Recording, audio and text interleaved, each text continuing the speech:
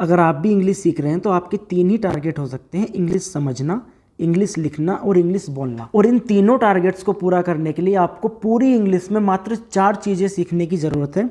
Simple sentence, tense, modal verbs और passive voice. इन चारों पर एक डिटेल ओवरव्यू मैं आपको दूंगा और साथ में ये भी बताऊंगा कि इनका विस्तार कितना है, इन्हें कैसे सीखना है और इनमें परस्पर क्या अंतर है। ये सब जानना इसलिए ज़रूरी है ताकि हम अपनी एक स्ट्रेटेजी बना सकें, प्लान सेट कर सकें, क्योंकि बिना प्लान सेट किए इंग्लिश नहीं सीख सकते। पूरी इंग्लिश का कोई भी सेंटेंस उठा लीजिए, उसमें 2 ही चीज़ें आपको मिलेंगी, या तो कोई काम हो रहा होगा, कोई एक्शन हो रहा होगा, या किसी के बारे में बताया जा रहा होगा।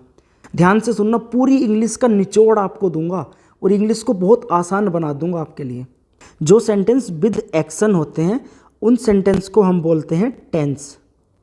वो सेंटेंस टेंस की कैटेगरी में आते हैं। और जिन सेंटेंस में कोई एक्शन नहीं होता, नो एक्शन, उन सेंटेंस को हम रखते हैं सिंपल सेंटेंस की कैटेगरी में। और सेंटेंस में जो एक्शन होता है, सेंटेंस में जो एक्शन होता है उसको हम बोलते हैं मेन वर्ब। और जिन सेंटेंस में कोई एक्शन नहीं होता उन सेंटेंस में मेन वर्ब नहीं होती। तो हम कह सकते हैं कि जो टेंस है उनमें मेन वर्ब होती है और जो सिंपल सेंटेंस है उनमें मेन वर्ब नहीं होती। तो सिंपल सेंटेंस और टेंस में अंतर आप समझ गए हैं। सिंपल सेंटेंस नो एक्शन होते हैं और टेंस विद एक्शन होते हैं। सिंपल सेंटेंस में कोई एक्शन ही नहीं हो रहा तो इन सेंटेंस में मेन वर्ब भी नहीं होती, क्योंकि एक्शन को ही मेन वर्ब बोलते हैं। और टेंस में एक्शन होता है, मतलब इस सेंटेंस में मेन वर्ब होती है। इनमें हेल्पिंग वर्ब होती है और इनमें हेल्पिंग वर्ब हो सकती है। हेल्पिंग वर्ब हो सकती है, हो भी सकती है और नहीं भी हो सकती है। हेल्पिंग वर्ब और मेन वर्ब क्या है वो आगे इस वीडियो में मैं आपको समझाऊंगा। 4 सेंटेंस आपके सामने लिखे हैं, इनको पढ़कर बताइए कि इनमें से कौन टेंस वाली कैटेगरी के हैं और कौन सिंपल सेंटेंस की कैटेगरी के हैं। देखो, पहला सेंटेंस है रमेश टीचेस स्टूडेंट्स। रमेश विद्यार्थियों को पढ़ाता है। क्या इस सेंटेंस में कोई एक्शन है? इस सेंटेंस में रमेश के द्वारा पढ़ाने का एक्शन हो रहा है, तो इस सेंटेंस में मेन वर्ब है। और मेन वर्ब है तो ये टेंस की कैटेगरी का होगा। लेकिन Ramesh is a teacher, Ramesh एक अध्यापक है। इस सेंटेंस में कोई एक्शन नहीं हो रहा है, इस सेंटेंस में सिर्फ रमेश के बारे में बताया जा रहा है, तो इस सेंटेंस में कोई भी मेन वर्ब नहीं है और इसलिए ये सिंपल सेंटेंस की कैटेगरी में आएगा। तीसरा सेंटेंस है he will come in party. वह पार्टी में आएगा, उसके द्वारा पार्टी में आने का काम होगा, एक्शन होगा, मतलब मेन वर्ब है। और मेन वर्ब है तो ये टेंस की कैटेगरी में जाएगा। लेकिन द चेयर हैज़ 4 legs। कुर्सी की 4 टांगे होती है। इस सेंटेंस में सिर्फ कुर्सी के बारे में बताया जा रहा है, इसमें कोई एक्शन नहीं हो रहा। एक्शन नहीं हो रहा है तो मेन वर्ब नहीं है, और मेन वर्ब नहीं है तो ये सिंपल सेंटेंस की कैटेगरी में आएगा। अब आप आसानी से पहचान सकते हैं कि सिंपल सेंटेंस और टेंस में क्या अंतर है। अब बात करेंगे इनकी स्ट्रक्चर क्या होती है। देखो, एक और नोट पॉइंट मेरा याद रखना, पूरी इंग्लिश के किसी भी सेंटेंस को बनाने का सिर्फ एक ही फॉर्मूला है और वो फॉर्मूला है subject plus verb plus object. Verb 2 तरह की होती है, एक हेल्पिंग वर्ब और एक मेन वर्ब। तो फॉर्मूला हमारा बनता है subject plus helping verb plus main verb plus object. सबसे पहले सब्जेक्ट को रखना है, फिर हेल्पिंग वर्ब को रखना है, फिर मेन वर्ब को रखना है और उसके बाद ऑब्जेक्ट को रखना है। अगर आपको subject, helping verb, main verb और ऑब्जेक्ट की पहचान नहीं है तो इस पर मैं एक वीडियो बना चुका हूं, आप इस वीडियो में जाकर इसे डिटेल से सीख सकते हैं। इस वीडियो में भी मैं आपको एक ब्रीफ नॉलेज इनकी दे देता हूं कि सब्जेक्ट, वर्ब और ऑब्जेक्ट को पहचानने का आज आपको रामबाण में दे रहा हूं। किसी भी सेंटेंस को पढ़ने के बाद आपको 4 क्वेश्चन उस सेंटेंस से करने हैं कि सेंटेंस में क्या काम हो रहा है, क्या एक्शन हो रहा है, एक्शन को कौन कर रहा है, एक्शन किस पर हो रहा है और एक्शन किस समय हो रहा है। ये 4 क्वेश्चन आपको हर एक सेंटेंस से पूछने हैं। सेंटेंस में जो काम होता है, जो एक्शन होता है, उसको हम बोलते हैं मेन वर्ब। उस एक्शन को जो करता है उसको बोलते हैं सब्जेक्ट, और जिस पर एक्शन होता है या जिस पर सब्जेक्ट काम करता है उसको बोलते हैं ऑब्जेक्ट। सेंटेंस में बात किस समय की हो रही है, प्रेजेंट की हो रही है, पास्ट की हो रही है, फ्यूचर की हो रही है, ये पता चलता है हमें हेल्पिंग वर्ब से। जैसे इज एम आर से हमें पता चलता है कि बात प्रेजेंट की हो रही है, बाज वर्ब से हमें पता चलता है कि बात पास्ट की हो रही है, हैज़ हैव से पता चलता है कि बात निकट भूतकाल की हो रही है, और विल से हमें पता चलता है कि बात फ्यूचर की हो रही है। ये सब आने वाली वीडियो में हम पूरे डिटेल से पढ़ेंगे। अभी सिर्फ इन पर हम एक ओवरव्यू ले रहे हैं ताकि हमें पता चल सके कि हमारा सिलेबस कितना है। अब वापस इनकी स्ट्रक्चर पर चलते हैं। आपको पता चल गया कि किसी भी सेंटेंस को बनाने के लिए एकमात्र यही फॉर्मूला होता है। फॉर्मूला हुआ हमारे पास subject plus helping verb plus main verb plus object. लेकिन एक बात और आपको ध्यान रखनी है, ये ज़रूरी नहीं है कि हर एक सेंटेंस में ये चारों होते हैं। कई बार सेंटेंस में ऑब्जेक्ट नहीं होता, जैसे अभी आपने पढ़ा कि सिंपल सेंटेंस में मेन वर्ब नहीं होती। इस तरह इनकी स्ट्रक्चर हम बना सकते हैं। सिंपल सेंटेंस की स्ट्रक्चर होगी वो यहीं से बनेगी, subject plus helping verb plus जो बच गया एटसेट्रा। इन सेंटेंस में मेन वर्ब नहीं होती क्योंकि कोई एक्शन ही नहीं होता, इसलिए ना मेन वर्ब होगी और ना ही ऑब्जेक्ट होगा। तो फॉर्मूला सिर्फ यही बनता है, subject plus helping verb plus जो बच गया एटसेट्रा। और टेंस की स्ट्रक्चर यही होती है, subject plus helping verb plus main verb plus object. अगर ऑब्जेक्ट है तो उसको लिखेंगे, नहीं है तो नहीं लिखेंगे। तो उम्मीद करता हूँ इनकी स्ट्रक्चर आपको समझ में आ गई होगी। सिंपल सेंटेंस 3 प्रकार के होते हैं जो इस चार्ट के माध्यम से आप बहुत आसानी से समझेंगे। प्रेजेंट, पास्ट और फ्यूचर। यहाँ उनकी पहचान लिखी है, यहाँ उनमें यूज़ होने वाली हेल्पिंग वर्ब और यहाँ उनकी स्ट्रक्चर। देखो सिंपल सेंटेंस में सिर्फ हमारे पास 2 ही चीज़ें होती हैं, सब्जेक्ट और हेल्पिंग वर्ब, इसलिए इन सब की स्ट्रक्चर्स वही सेम होगी जो हमने ऊपर पढ़ी थी, सब्जेक्ट प्लस हेल्पिंग वर्ब और उसके बाद जो बच गया वो सब एटसेट्रा। सिंपल सेंटेंस के प्रेजेंट टेंस की पहचान है, इसमें है, हैं, हो और हूँ लगा होता है। या दूसरे टाइप का सेंटेंस है, उसमें पास है का सेंस आता है, मतलब किसी चीज़ पर आपका अधिकार है। मेरे पास पेन है, मेरे पास बाइक है, मेरे पास घर है, इस तरह का जिसमें अधिकार किसी चीज़ पर हमारा होता है। इनके लिए हेल्पिंग वर्ब है इज़, आर, एम। है के लिए इज़, हैं और हो के लिए आर और हूँ के लिए एम यूज़ करते हैं। और जब किसी चीज़ पर अपना अधिकार व्यक्त करते हैं तो उसके लिए हैज़ या हैव लगाते हैं। सब्जेक्ट उसके बाद हैज़ या हैव। हैज़ सिंगुलर सब्जेक्ट के साथ आता है और हैव प्लूरल सब्जेक्ट के साथ आता है। जैसे मेरे पास एक कार है तो I have a car. Simple sentence के पास्ट में इनके अंत में था, थी, थे लगा होता है या पास था लगा होता है। पास था का मतलब है किसी चीज़ पर अपना अधिकार था पास्ट में, जैसे मेरे पास एक कार थी। इनको बनाने के लिए था, थी के लिए वाज और थे के लिए वर। वही पास था के लिए हम बोलते हैं हैड, जैसे आई हैड अ हाउस, मेरे पास एक घर था। फ्यूचर वाले सेंटेंस में इनके लास्ट में होगा, होगी या होंगे लगा होता है। किसी चीज़ पर अधिकार व्यक्त करने के लिए पास होगा इनके लास्ट में लगा होता है। होगा, होगी या होंगे इनके लिए विल वी यूज़ करते हैं और पास होगा के लिए विल हैव यूज़ करते हैं। जैसे I will have a phone, मेरे पास एक फ़ोन होगा भविष्य में। और वहीं टेंस की बात करूं तो टेंस होते हैं 12 प्रकार के, जिसमें से 4 प्रेजेंट के होते हैं, 4 पास्ट के होते हैं और 4 ही फ्यूचर के होते हैं। इनको भी सिंपल सेंटेंस की तरह 3 ही कैटेगरी में बांटा गया है, प्रेजेंट, पास्ट और फ्यूचर। लेकिन इनकी 4 सब कैटेगरी होती हैं। जैसे प्रेजेंट की 4 सब कैटेगरी हैं, present indefinite tense, present continuous tense, present perfect tense, present perfect continuous tense. उसी तरह से पास्ट की भी 4 कैटेगरी हैं और फ्यूचर की भी यही 4 कैटेगरी हैं। इस तरह टोटल हमारे पास टेंस बनते हैं 12। अब मॉडल वर्ब्स के बारे में थोड़ा सा समझते हैं। देखो मॉडल वर्ब्स भी हेल्पिंग वर्ब की तरह ही काम करती हैं। हमने लिखा है मॉडल वर्ब्स भी हेल्पिंग वर्ब्स की तरह काम करती हैं। इन्हें हेल्पिंग वर्ब के स्थान पर उपयोग किया जाता है, लेकिन कब हेल्पिंग वर्ब यूज़ करनी है और कब मॉडल वर्ब यूज़ करनी है, इस बात को समझिए। देखो हेल्पिंग वर्ब के बारे में मैंने आपको बताया था कि हेल्पिंग वर्ब का काम होता है समय को बताना कि एक्शन किस समय में हुआ, प्रेजेंट में, पास्ट में या फ्यूचर में।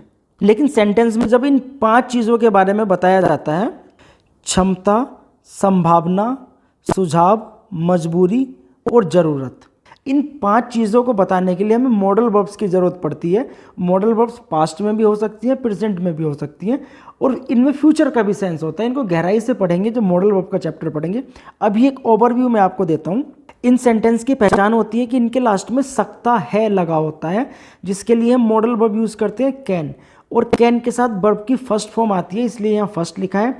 अगर पास्ट में क्षमता की बात करेंगे तो उसके लिए हम कुड लगाते हैं। ऐसे सेंटेंस की पहचान ये है कि उनके लास्ट में सकता था लगा होता है और कुड के साथ भी मेन वर्ब की फर्स्ट फॉर्म आती है। जब बात संभावना की होती है तो उनके लास्ट में हो सकता है लगा होता है, और इनके लिए दो मॉडल वर्ब हमारे पास होती है, मे और माइट। दोनों के साथ फर्स्ट फॉर्म ही आती है, लेकिन कब मे यूज़ करना है कब माइट यूज़ करना है। देखो, जब संभावना ज़्यादा होती है तब मे यूज़ करते हैं, और जब किसी काम के होने की संभावना कम होती है तब माइट यूज़ करते हैं। जैसे आज बारिश हो सकती है तो इट मे रेन टुडे। आज बारिश हो सकती है, चांसेस काफ़ी हैं बारिश होने के, लेकिन बारिश होने की चांस अगर बहुत कम है तब हम कहेंगे इट माइट रेन टुडे, कि बारिश हो सकती है लेकिन चांस ना मात्र के ही हैं। उसी तरह अगर संभावना पास्ट में हो तो इनके लास्ट में लगा होता है हो सकता था, जिसके लिए मे हैव और वर्ब की थर्ड फॉर्म यूज़ करते हैं। उसी तरह अगर संभावना बहुत कम है होने की तो माइट हैव, उनके लास्ट में भी हो सकता था लगा होगा, और इसके साथ भी वर्ब की थर्ड फॉर्म यूज़ करेंगे। जब बात सुझाव देने की होती है तो ऐसे सेंटेंस के लास्ट में लगता है चाहिए, इसके लिए मॉडल वर्ब यूज करते हैं शुड, और इसके साथ वर्ब की फर्स्ट फॉर्म। जब किसी बात पर जोर देकर हम बोलते हैं तो उसके लिए हम मस्ट यूज करते हैं, और वर्ब की उसके साथ फर्स्ट फॉर्म आती है। और इसी बात को अगर पास्ट में कहना हो तो उनके लास्ट में लगा होता है चाहिए था, जिसके लिए हम शुड हैव यूज करेंगे और वर्ब की थर्ड फॉर्म आएगी। और अगर आपको कहना है कि जरूर चाहिए था तो इसके लिए मस्ट हैव के साथ वर्ब की थर्ड फॉर्म यूज करेंगे। जब बात मजबूरी की होगी तो हैज़ टू या हैव टू, इनके अंत में होता है पढ़ता है। जैसे मुझे पढ़ना पड़ता है, आई हैव टू स्टडी, उसे खेलना पड़ता है, सी हैज़ टू प्ले, इनके साथ वर्ब की फर्स्ट फॉर्म आती है। और अगर मजबूरी पास्ट में रही है तो उनके लास्ट में लगा होता है पढ़ता था, मुझे स्कूल जाना पड़ता था, I had to go to school. और जब बात हो ज़रूरत की तब नीड टू लगाते हैं। जैसे तुम्हें पढ़ाई करने की ज़रूरत है, यू नीड टू स्टडी, और इसके साथ वर्ब की फर्स्ट फॉर्म। और अगर ज़रूरत पास्ट में थी तब नीडेड लगाएंगे, नीडेड टू, इनके अंत में लगा होता है ज़रूरत थी। जैसे मुझे पढ़ने की ज़रूरत थी, आई नीडेड टू स्टडी। अब एक बात और समझिए, कहाँ वर्ब की फर्स्ट फॉर्म लगेगी और कहाँ थर्ड फॉर्म लगेगी। तो जिन मॉडल वर्ब्स के लास्ट में हैव लगा होगा उनके साथ वर्ब की मेन वर्ब की थर्ड फॉर्म, और सबके साथ मेन वर्ब की फर्स्ट फॉर्म। इतना आप समझ गए। अब आपकी नॉलेज के लिए मैं एक बात और बता दूं कि नीड टू एक ऐसा वर्ड है जो मॉडल वर्ब और मेन वर्ब दोनों तरह से काम करता है। ये सारे डाउट्स आपके मॉडल वर्ब की चैप्टर में क्लियर हो जाएंगे। अब तक सेंटेंस की स्ट्रक्चर आपने पढ़ी थी, subject plus helping verb plus main verb, और उसके बाद ऑब्जेक्ट। मॉडल वर्ब के केस में कुछ नहीं करना है, बस हेल्पिंग वर्ब की जगह मॉडल वर्ब को लगा देना है। तो इसकी स्ट्रक्चर बनेगी सब्जेक्ट, उसके बाद मॉडल वर्ब, फिर मेन वर्ब और फिर ऑब्जेक्ट। नीचे लिखे सेंटेंस को पढ़िए। वह स्कूल जा रहा है। इस सेंटेंस में सिर्फ समय बताया गया है कि वह स्कूल जा रहा है। इसमें ना संभावना का जिक्र हुआ है, ना क्षमता का जिक्र हुआ है, ना किसी सुझाव का जिक्र हुआ है। तो इसलिए इस सेंटेंस में सिर्फ हेल्पिंग वर्ब लगेगी, he is going to school. लेकिन अगर हमें कहना हो कि उसे स्कूल जाना चाहिए, उसे स्कूल जाना चाहिए, तो इस सेंटेंस में हम सुझाव दे रहे हैं, तो इसलिए यहाँ मॉडल वर्ब यूज़ होगी हेल्पिंग वर्ब की जगह। तो he should go to school, और मॉडल वर्ब के साथ वर्ब की फर्स्ट फॉर्म आएगी। वहीं दूसरा एग्जाम्पल है, उसने इंग्लिश नहीं सीखी। इस सेंटेंस में सिर्फ समय बताया गया है कि बात भूतकाल की हो रही है, ना कोई सुझाव दिया जा रहा है, ना किसी क्षमता का जिक्र हो रहा है, और ना ही किसी ज़रूरत की बात हो रही है। तो इस सेंटेंस को हमने हेल्पिंग वर्ब से बनाया, ही डिड नॉट, डिड इसमें हेल्पिंग वर्ब है, लर्न मेन वर्ब है इंग्लिश। लेकिन अगर हम कहें उसे इंग्लिश सीख लेनी चाहिए थी, मतलब सजेशन हम दे रहे हैं, सुझाव दे रहे हैं पास्ट में, उसको पास्ट में ऐसा कर लेना चाहिए था, तो मॉडल वर्ब आएगी शुड हैव, डिड की जगह शुड हैव आ जाएगा। He should have learned English, उसे इंग्लिश सीख लेनी चाहिए थी। तो मॉडल वर्ब के बारे में आपको एक अच्छा ओवरव्यू मिल गया है। पैसिव वॉइस एक बहुत ही आसान चैप्टर है अगर इसको सही से समझा जाए तो। सबसे पहले तो ये पता होना चाहिए कि पैसिव वॉइस का मतलब क्या है। पैसिव वॉइस के बारे में हमने लिखा है किसी बात को दूसरे शब्दों में बोलना बिना उसका अर्थ बदले। मतलब एक बात को दूसरे शब्दों में हम कह रहे हैं लेकिन उसका अर्थ नहीं बदलना चाहिए। इसके कुछ नियम होते हैं, वो भी मैं आपको बताऊंगा। लेकिन उससे पहले हिंदी में देखो, एक सेंटेंस आपके सामने लिखा है, मैं इंग्लिश पढ़ाता हूँ। मैं इस बात को दूसरे शब्दों में कैसे कह सकता हूँ? मैं इस तरह भी तो बोल सकता हूँ, इंग्लिश मेरे द्वारा पढ़ाई जाती है। मतलब सेंटेंस का नहीं बदला और सेंटेंस को हमने दूसरे शब्दों में बोल दिया। तो ये एक्टिव वॉइस है और ये पैसिव वॉइस है। दूसरा सेंटेंस पढ़िए, उसने गाड़ी चलाई। मैं इसको ऐसे भी तो बोल सकता हूँ, गाड़ी उसके द्वारा चलाई गई। बस ये पैसिव वॉइस है। लेकिन एक बात आपको ध्यान रखनी है कि पैसिव वॉइस हमेशा टेंस की ही बनती है। सिंपल सेंटेंस की पैसिव वॉइस नहीं बनती। और टेंस हमने पढ़े हैं 12। टेंस मैंने आपको बताया कि 12 टेंस हैं, लेकिन 12 टेंस में से 8 टेंस की ही पैसिव वॉइस बनती है। वो 4 टेंस हैं, present perfect continuous tense, past perfect continuous tense, future perfect continuous tense और फ्यूचर कॉन्टिन्यूअस टेंस। इन 4 टेंस की पैसिव वॉइस नहीं बनती। अब मैं आपको बताऊंगा पैसिव वॉइस की स्ट्रक्चर क्या होती है और किसी सेंटेंस को देखते ही आप कैसे पहचान सकते हैं कि वो पैसिव वॉइस में लिखा है या एक्टिव वॉइस में लिखा है। चलिए देखते हैं। देखो, एक्टिव वॉइस की जो संरचना थी वो थी subject plus verb plus object, लेकिन पैसिव वॉइस में क्या होता है, ऑब्जेक्ट उठकर सब्जेक्ट के स्थान पर आ जाता है और सब्जेक्ट उठकर ऑब्जेक्ट के स्थान पर चला जाता है। तो इसकी स्ट्रक्चर बनती है ऑब्जेक्ट प्लस वर्ब, उसके बाद by plus subject. Passive voice की पहचान, पूरी इंग्लिश के किसी भी सेंटेंस में जहां भी आपको बी और उसके बाद मेन वर्ब की थर्ड फॉर्म दिखे, आप समझ आना सेंटेंस पैसिव वॉइस में लिखा है। लेकिन इस बी का मतलब क्या है, इस बी को भी समझना पड़ेगा। बी का मतलब सिर्फ बी से नहीं है, बी वर्ब का मतलब है इज, एम, आर और बोज वर्ब, ये सब बी वर्ब ही होती हैं। इन सबको हम बी वर्ब बोलते हैं। तो सेंटेंस में जहां भी आपको इज, एम, आर, बोज वर्ब और उसके बाद मेन वर्ब की थर्ड फॉर्म दिखे, वो सेंटेंस पैसिव वॉइस में है। इसके अलावा अगर सेंटेंस में हैज़ या हैव है तो उसके साथ बी की थर्ड फॉर्म आती है बीन और उसके बाद मेन वर्ब की थर्ड फॉर्म। मॉडल वर्ब या विल, इसके साथ बी अपनी ओरिजिनल फॉर्म में आएगा और उसके साथ मेन वर्ब की थर्ड फॉर्म लगी होगी। तो आप देखते ही पहचान जाना कि वो सेंटेंस पैसिव वॉइस में लिखा है। देखो इनके एग्जाम्पल देखो, आपको और ज़्यादा क्लैरिटी आएगी। एक्टिव वॉइस में सेंटेंस लिखा है रमन टीचेस मैथ, रमन गणित पढ़ाता है। इसी सेंटेंस को पैसिव वॉइस में लिखा math is taught by Raman, कि गणित रमन के द्वारा पढ़ाया जाता है। इस सेंटेंस में बी वर्ब आपको दिख रही है और मेन वर्ब की थर्ड फॉर्म दिख रही है, मतलब ये सेंटेंस पैसिव वॉइस में लिखा है। दूसरा सेंटेंस है हैज़ या हैव वाला। Suresh has stolen money, Suresh ने पैसा चुरा लिया। इसी सेंटेंस को पैसिव वॉइस में लिखा money has been stolen by Suresh, पैसा सुरेश के द्वारा चुरा लिया गया। इस सेंटेंस में हैज़ है तो उसके साथ बीन आया, बी की थर्ड फॉर्म बीन और उसके बाद मेन वर्ब की भी थर्ड फॉर्म, वो जो हमने यहाँ पढ़ा था। तो मतलब ये सेंटेंस भी पैसिव वॉइस में लिखा है। तीसरा सेंटेंस है एक्टिव में लिखा है टीचर शुड पनिश हिम, अध्यापक को उसको दंडित करना चाहिए। इस सेंटेंस में चाहिए एक मॉडल वर्ब है, तो इसकी पैसिव वॉइस देखो कैसे बनी है, he should be punished bye teacher, वह टीचर के द्वारा पनिश होना चाहिए। इस सेंटेंस में मॉडल वर्ब आई है तो उसके साथ बी अपनी ओरिजिनल फॉर्म में आया है और मेन वर्ब की थर्ड फॉर्म, जो हमने तीसरे नंबर पे पढ़ा था।